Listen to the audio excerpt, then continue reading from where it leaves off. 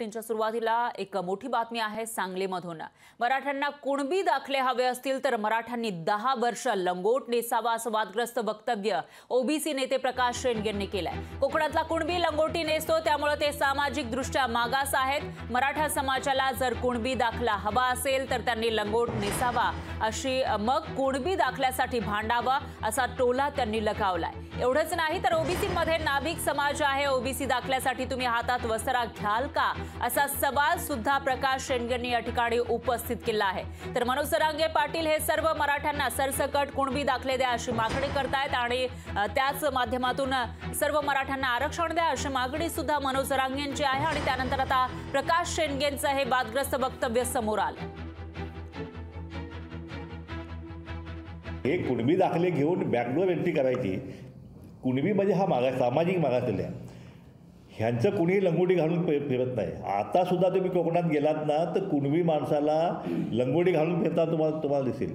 ST मध्ये सुद्धा ते लंगोटी घालून असतात, कारण ह्या पाटलांच्या समोर लंगोटी त्याने लेंगा वगैरे घातल्यानं चालत नाही, त्यांनी लंगोटीच घातली पाहिजे। हे लंगोटी घालायला तयार आहेत का?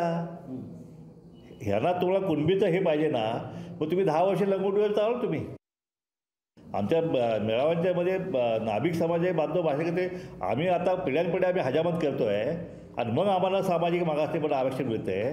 मग ह्याचे भोग तुम्ही भोगणार आहात का? तुम्ही हातात वस्ताला घेणार आहे का? तर नाही, तुम्ही उच्च समाजातले हे आहे, तुम्ही क्षत्रिय आहात, मग तुम्ही ह्याच्यामध्ये कसं यायला आहे? तुम्हाला वस्त्र घ्यायचं घ्या तुम्हाला। आणि विशेष म्हणजे आज मराठा समाजाला आरक्षण आहे की नाही हा माझा प्रश्न आहे। आणि याविषयी अधिक माहितीसाठी आपले प्रतिनिधी सचिन बडे हे थेट आपल्या सोबत जोडले गेले आहेत। सचिन, काय सांगाल? एकीकडे सरसकट सर्व मराठ्यांना कुणबी दाखले द्या अशी मागणी मनोज जरांगे पाटील करतायत, तर दुसरीकडे प्रकाश शेंडगे यांनी एक वादग्रस्त वक्तव्य केलं आहे। आधी लंगोटी घाला आणि त्यानंतर आपल्या आरक्षणासाठी भांडा असं ते म्हणतायत ओबीसी मधून। काय प्रतिक्रिया याच्यावर उमटतायत? फराज, आपण पाहतोय की ज्या प्रकारे प्रकाश शेंडगे यांनी हे वादग्रस्त विधान केलेलं आहे त्यानंतर मराठा समाज जो आहे तो अधिक आक्रमक होत असल्याचं या ठिकाणी पाहायला मिळत आहे। कारण मराठ्यांना जर आरक्षण हवं असेल तर मराठ्यांना लंगोट घालावी लागेल, हे त्यांचं जे काही वादग्रस्त विधान आहे हे मराठा समाजाला कुठल्याही प्रकारे पटलेलं नाहीये। त्यामुळे मराठा समाजाने या ठिकाणी तीव्र नाराजी व्यक्त केलेली आहे आणि मराठा समाजाचं असं मत आहे की तुम्ही आम्हाला आरक्षण द्यायचं असेल तर अशा प्रकारे तुम्ही विधानं का करतात? आणि एवढंच काय तर त्यांनी हे सुद्धा विधान केलंय की मराठा समाज हातामध्ये वस्तारा घेणार का? म्हणजे यामुळे सुद्धा नाभिक समाजासोबत मराठा समाजाची तुलना करण्याचा प्रयत्न जो होता तो प्रकाश शेंडगे यांनी केलेला आहे। मात्र जर तुम्हाला आरक्षण हवं असेल तर तुम्ही अशा प्रकारे कुठलेही विधान, अशा प्रकारे कुठल्याही प्रकारे आरक्षण का मागताय? सचिन थोडंसं थांबवते, कारण आपल्यासोबत मराठा नेते राजेंद्र कोंढरे हे जोडले गेले आहेत, त्यांची प्रतिक्रिया घ्यायची आहे। पण त्याआधी प्रकाश शेंडगे नेमकं काय म्हणाले ते पुन्हा एकदा बघूयात। हे कुणबी दाखले घेऊन बॅकडोर एंट्री करायची। कुणबी म्हणजे हा मागास, सामाजिक मागासलेला आहे। ह्यांचं कुणीही लंगोटी घालून फिरत नाही। आता सुद्धा तुम्ही कोकणात गेलात ना तर कुणबी माणसाला लंगोटी घालून फिरताना तुम्हाला दिसेल। एसटी मध्ये सुद्धा ते लंगोटी घालून असतात, कारण ह्या पाटलांच्या समोर लंगोटी त्याने लेंगा वगैरे घातल्यानं चालत नाही, त्यांनी लंगोटीच घातली पाहिजे। हे लंगोटी घालायला तयार आहेत का? ह्यांना तुम्हाला कुणबीचं हे पाहिजे ना, मग तुम्ही 10 वर्ष लंगोटीवर चालू। तुम्ही तर प्रकाश शेंडगेंचं हे वक्तव्य आपण बघितलेलं आहे आणि याच्यावर प्रतिक्रिया देण्यासाठी मराठा नेते राजेंद्र कोंढरे हे आपल्यासोबत जोडले गेले आहेत। कोंढरेजी, तुम्ही ऐकलं असेल की प्रकाश शेंडगे नेमकं काय म्हणतायत ते, याच्यावर तुमची काय प्रतिक्रिया आहे? प्रकाश शेंडगेंचा लीडरशिप डेव्हलपमेंट प्रोग्राम सुरू आहे सध्या आणि गेल्या महिनाभरामध्ये ओबीसी विरुद्ध मराठा हे जाणीवपूर्वक वातावरण विविध प्रवर्गातनं सुरू आहे आणि त्याच्यातनं ही शेवटची पायरी ही शेंडगे यांनी गाठलेली आहे। त्यामुळे त्यांच्या विधानाकडे मराठा समाजाने गांभीर्याने घेण्याची काही आवश्यकता मला वाटत नाही। कोंढरेजी, ते म्हणतायत की लंगोट नेसा, त्याचबरोबर ते हातामध्ये ओबीसी समाजातील एक जो भाग आहे तो नाभिक आहे, हातामध्ये वस्त्रा घेणार का असंही ते म्हणतायत आणि त्यानंतर तुम्ही आरक्षण मागा ओबीसी मधून असं सुद्धा एक आव्हान त्यांनी दिलेलं आहे। 1990 ला त्यांचा समाज भटका कसा झाला याचा GR त्यांनी काढून वाचावा आणि मग समोरासमोर या विषयावर चर्चा करावी। निश्चितच कोंढरेजी, तुमचा मुद्दा आपल्या प्रेक्षकांपर्यंत पोहोचलेला आहे। दरम्यान धन्यवाद तुम्ही दिलेल्या या प्रतिक्रियेसाठी। तर राजेंद्र कोंढरेंची ही प्रतिक्रिया आपण ऐकलेली आहे। इतरही जे मराठा नेते आहेत त्यांचा आणि मराठा आंदोलकांचं यावर नेमकं काय म्हणणं आहे तेही आपण बघणार आहोत। तर प्रकाश शेंडगेंचं हे वादग्रस्त वक्तव्य समोर आलं आहे आधी लंगोट नेसा मग कुणबी दाखले मागा असं ते म्हणाले.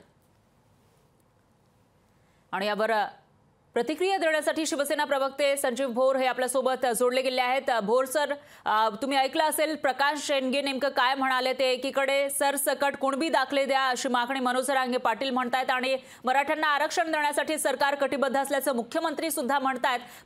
पण प्रकाश शेंडगेंचं हे वादग्रस्त वक्तव्य समोर आलंय. तुमची काय प्रतिक्रिया? खरं तर अशा प्रकारची प्रकाश शेंडगेंसारख्या मंडळींची जी वक्तव्य आहे हे महाराष्ट्रातले सामाजिक वातावरण दूषित करण्यासाठी जाणीवपूर्वक केली जात आहे की काय अशी शंका येते. प्रसिद्धीच्या झोतात राहायचं म्हणून मधून मधून आक्रस्ताळेपणाने बोलायचं हे योग्य नाही. शिवराय फुले शाहू आंबेडकरांचा महाराष्ट्र म्हणतो, लोकमाता अहिल्याबाईंचा महाराष्ट्र म्हणतो. त्या महामानवांची नावं अशा पद्धतीने घेण्याचा शेंडगेंसारख्या लोकांना अधिकार नाही. प्रत्येक जण आरक्षण घेणारा लंगोट लावून फिरतोय का याचं जरा प्रकाश शेंडगेंनी जरा आत्मपरीक्षण करावं. प्रकाश शेंडगे स्वतः तर सुटाबुटात असतात दररोज, त्यांना असं बोलण्याचा अधिकार आहे का नक्की? त्यामुळे मराठा समाज जेव्हा आपल्या हक्काची मागणी करतो तेव्हा अशा पद्धतीने आग पाखड करणं, चिथावणीखोर भाष्य करणं हे महाराष्ट्राच्या संस्कृतीला, महाराष्ट्राच्या सामाजिक आणि राजकीय संस्कृतीलाही शोभणारं नाही.